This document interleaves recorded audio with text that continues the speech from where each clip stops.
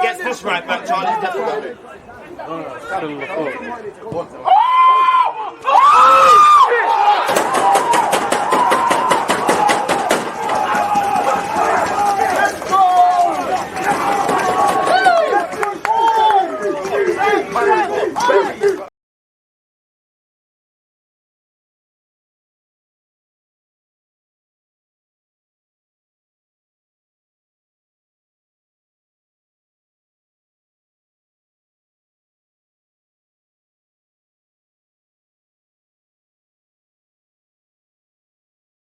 People, deluded, I'm back again. Come on, Ian. Come on. Thank you very much for that, Ian Wright. People, deluded, I'm back again. First things first, I hope everyone's doing well and safe. Good morning, good afternoon, good evening, and of course, good night. I appreciate all the consistent support you lot give our platform. Make sure you're hitting the like button, you're commenting, you're subscribing, you're doing what you can for the YouTube algorithm. Check out the YouTube playlist for all my condensed transfer news. As I said, I'm very appreciative of the content support you lot give me, and I appreciate every one of you lot, people. I hope you're all having a great start to the week with it being Tuesday off the back of a fantastic weekend. Let's make sure we end this year strong, and hopefully for everybody 2023 is better across all aspects for everyone, personal and privately. And as you know, we're gearing up to the Premier League restarting. We're heading into January. It's silly season. We're linked with a lot of players. Some are probably realistic, some are not. For me, I think the only somewhat, just at all the rumors we go through, the only tangible ones I really take is Mudryk, because it seems like there's legs to that. I would say indirectly Ivan Ndika, whether you sign him in January or not, I'd extend that to Telemans. And I'd also say the Palmeiras midfielder Danilo, who reports are saying we've moved away from. The João Felixes, the Milinkovic-Savic's, the Cunhas, we've been linked with a bag of players, in it really. Ramos, all these things. The dream is free, the hustle is sold separately. If nothing more, it just gives us something to talk about. So who knows what will happen until people are signing on the dotted line saying they always watched Arsenal as a little kid, and you've got Mikel Arteta and Edu and Vinay either side or beside them taking pictures at London Coley. Nothing is decided, people. So with that being said, enough rambling, enough waffling. Like I said, if you haven't commented, hit the like button or subscribed and got your notification bells on. I don't know what you're doing, but let's get on into it. Sharing my screen.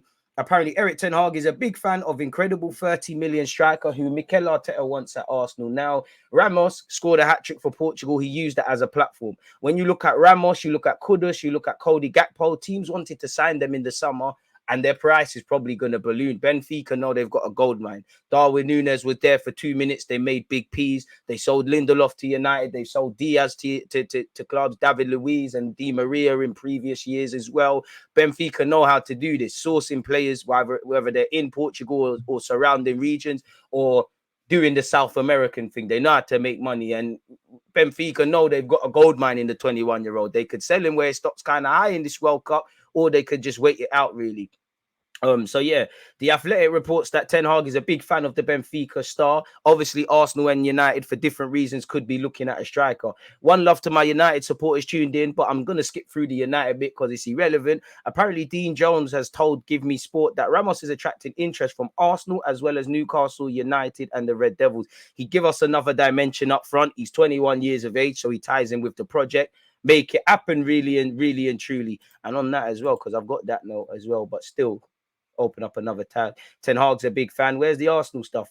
Arsenal will certainly need to bolster their attacking options in January after Jesus' injury, but they are seemingly prioritizing Mudryk, as we've heard before, people. So it is what it is. Back in August, apparently the value of Ramos was 30 million, but that's going to be a mad thing now that he scored a hat-trick in the World Cup, and everyone's going to be monitoring him, really and truly. And obviously Benfica are still in the Champions League. They're trying to achieve whatever they're doing domestically. If you a player, mid-season, it's a reactive window. You're reacting to players wanting to leave, contract situations, injuries. You're going to have to put the bread down. And for someone that's 21 years of age and got the best years in front of them and a release clause of 103 million, it's an absolute Mazzolini, depending on how you look at that, people. So we're going to have to see exactly specifically what that one there is saying, people. Moving on to this, I'm pretty sure you've just seen Arsenal have shown interest in Brighton and Hove Albion and Argentina World Cup winning midfielder Alexis Mac Allister. What a story. His dad used to play with Maradona. He's played with Messi. I don't know if his dad actually won the World Cup with Maradona, bit before my 27 years, but I definitely know Alexis Mac Allister has won a trophy with Messi. and I don't know if he was part of the Copa America squad. Respectfully to Brighton, fantastic project, fantastic club, stability in the Prem. But you've heard a bunch of clubs are looking at Mac Allister, and he's done all right at the World Cup, really and truly. So I'm sure Brighton have shown they will sell players for decent money. You know, Caicedo will go for decent money. We bought Ben White for a handsome sum. When we bought him, he only had one Premier League season in the Prem. Brighton are tough to negotiate with, and if they want to let Mac Allister go, you're going to have to put the money down. And all the talk about Mac Allister, Tossart's contract is running down, contracted until 2023 with the option of another year. Money talks, and Brighton know how to replace players, in it really. They had the Basuma replacement in Caicedo, more or less, before he even left the door, really. But I can't see them wanting to let people go, 2 players go in January. And again, Mac Allister's stock has risen. Atletico have been name dropped, a bunch of clubs. So we'll have to see. Undoubtedly, Alex Mac Allister's World Cup will sooner or later open the doors of the best European teams, as you see with many a player people. Arsenal now want to sign amazing Argentinian World Cup winner. Jack Wilshere loves him, and Jack Wilshere is a coach. He's 23, so he ties in with what we've got.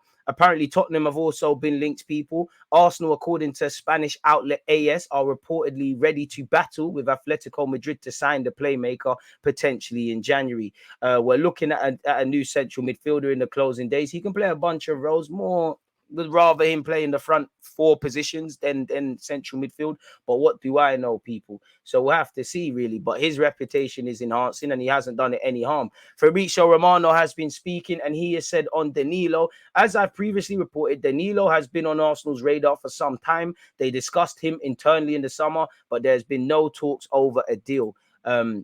He then said on Mudryk, the focus is on Mudryk. Honestly, they are speaking to Shakhtar. They are speaking to the agents of the player. The player is really keen on the move. So Mudryk is the main target for Arsenal in January, said Romano. On Telemans is still on Arsenal's list. Let's see the price in January, or if it could possibly it could be a possibility, as a free agent in the summer. But for sure, they are looking at midfielders too. But the main focus is Mudryk. So maybe once we confirm Mudryk, if we confirm Mudryk, then we can make some progress.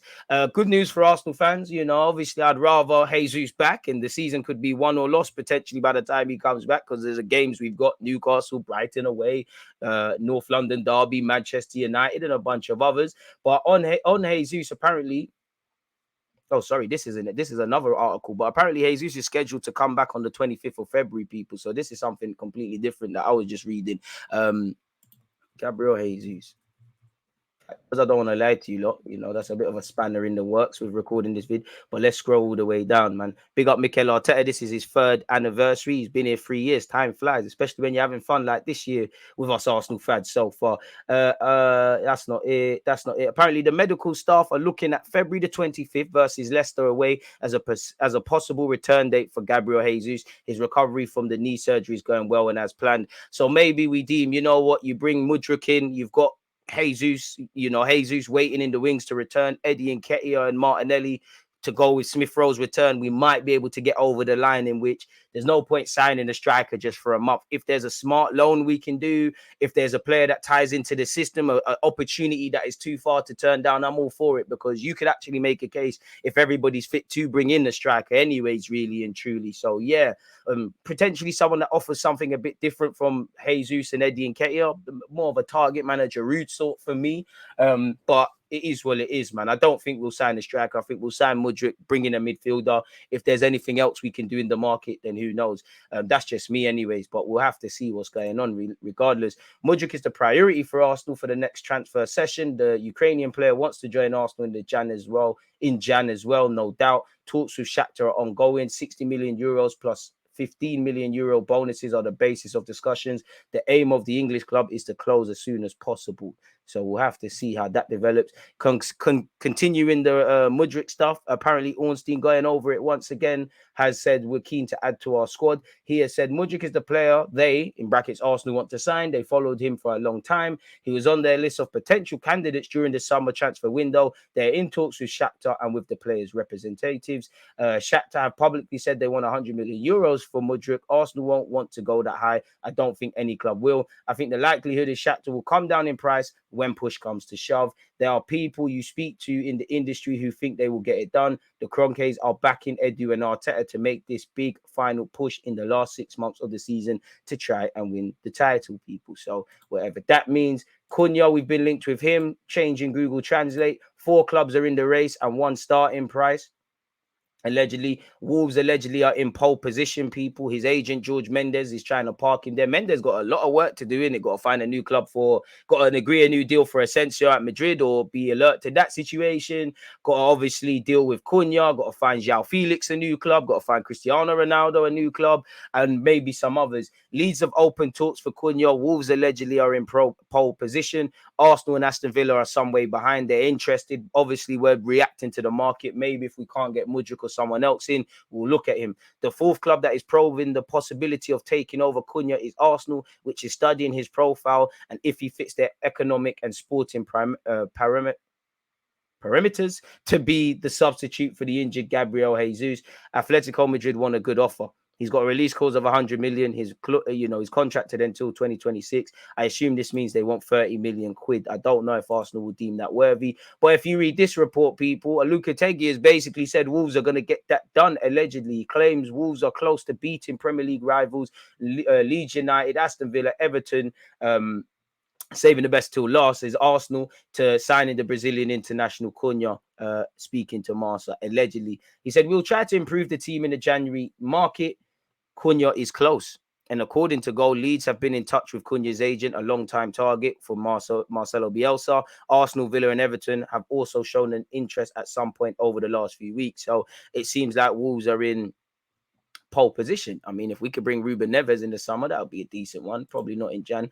For Mudryk, Arsenal are still working on it in direct contact with the players' agents. Priority for Arsenal remains to be seen if they can reach an agreement with Shakhtar. Discussions going on, but nothing advanced or close to completion, says Fabrizio Romano once again. In that regard, that's irrelevant. Once again, Arsenal keen on signing Cunha, says the Daily Fail. Again, reiterating that 4 to 5 clubs are in for Cunha. Arsenal in talks with Star's agent as he takes plenty of calls over potential transfer. Arsenal have reportedly been in talks with the agent of João Felix over potential transfer. I mean, we've heard this before. At this moment, we were tired of hearing this story, really and truly. If it happens, it happens. If not, who cares, man? It is what it is. Arsenal less advanced than Leeds over Atletico Madrid striker. So we'll have to see what's going on. This is said that we're less keen on Cunha because we're trying to do the João Felix thing, see what happens. So yeah, Edu is reportedly in contact with Atletico over Cunha's teammate. So we'll have to see. But it comes down to big money. Everybody's interested in everything. Have you got the money? I'd love a Moncler jacket. Have you seen how much that thing there costs? Once again, this article's reiterated that we're eyeing a cut price move for Yuri Telemans, as we kind of discovered yesterday. Check out my YouTube playlist in case you've missed any of the emerging transfer news. Smash the like button and turn on your notifications, and make sure you got your subscriptions. We've heard, pardon me, this Vlahovic stuff already. Apparently, he remains committed to Juventus despite interest from Arsenal. And I think they're overdoing the level of interest with Arsenal. We have an admiration for the guy. We tried to bring him in. If he was made available by Juventus, us and a couple of clubs, in my opinion, would be reactive. But apart from him just being someone that we know and monitoring, we're probably not going to get him in January. And he's just signed for Juventus. I think it's a case of journalists kind of overcompensating the fact of what Juventus find themselves going through off the field, people. He's under close observation from Arsenal, and sporting director Edu is currently evaluating whether to make a move. So we'll have to see, people. For the 22-year-old, it'd be big money required. So we'll have to see how that one there develops, people. And if it develops into anything of any note, let's try and see if there's any emerging news since we've gone live. No, so it's a bit of a slow news day. So with that being said, that seems to be all the latest news, people. Please make sure you're checking out the YouTube playlist. At the time of making this video, when it comes out, this will probably come out after the video that I did with Babs, where we spoke about transfers, about the Premier League, about what Arsenal have done, etc., etc. Loads of content to come this week, people. Obviously, watch along business again for Arsenal versus West Ham. Thursday, I think it's Man City versus Liverpool in the League Cup. So we're gonna watch that as club football returns. Most importantly, people, I appreciate you lot for persisting with me and sticking through this vid and supporting the content. Stay blessed, stay safe. Make sure you've subscribed, you've hit the like button, you've turned on your notifications, you're following me on all my socials. Deluded Gooner 04. Make sure you're following on Twitch as well. That is Deluded Gooner. Snapchat is dgooner 04. Most importantly, stay blessed, stay safe. Let me know your opinions either when this video is premiering / in the comment section under. I appreciate that, and a lot of you have taken heed of that, because I've seen you know, a lot of more comments and things. So one love to you lot who've done that on previous vids. But anyways, people, stay blessed, stay safe, and I'll catch up with you lot soon. Check out the rest of the content. Stay blessed, stay safe, stay in good health, stay pursuing your goals. Peace. Always was that active red flag, defending.